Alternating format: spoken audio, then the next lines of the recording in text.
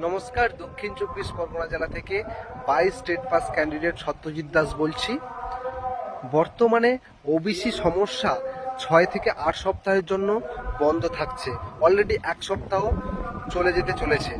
তাই এই সময় দেখতে পাওয়া যাচ্ছে যে বিভিন্ন বোর্ড তাদের ক্রিয়াকলাপ শুরু করে দিয়েছে, কিন্তু প্রাইমারি বোর্ড সভাপতির কথা অনুযায়ী 72 ঘন্টার মধ্যে যে নোটিশ দেওয়ার কথা ওই কর্মসূচিতে এখনো আসেনি। তাই 19 তারিখ সমস্ত 22 স্টেট পাস ক্যান্ডিডেটরা সবাই মিলে এবং বন্ধু বান্ধবদের নিয়ে কলকাতার অভিযানে পা মেলাতে হবে। তাই আজ থেকে রেডি হতে হবে।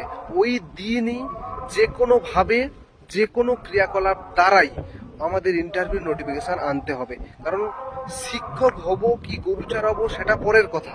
তার জন্য শিক্ষক হওয়ার যে ধাপ, যোগ্যতা প্রমাণের যে ধাপ, ইন্টারভিউ নোটিশটা ওটা 2.5 বছরের বেশি হয়ে গেল, এখনো আসছে না। তাই যোগ্যতা প্রমাণের জন্য, যোগ্যতা প্রমাণ দেওয়ার জন্য যে ইন্টারভিউ নোটিফিকেশনটুকু প্রয়োজন, সেটা 19 তারিখ সবাই মিলে চলুন এবং ছিনিয়ে আনার জন্য যা কিছু কর্মসূচি করার দরকার সবাই মিলে করা হবে। ধন্যবাদ।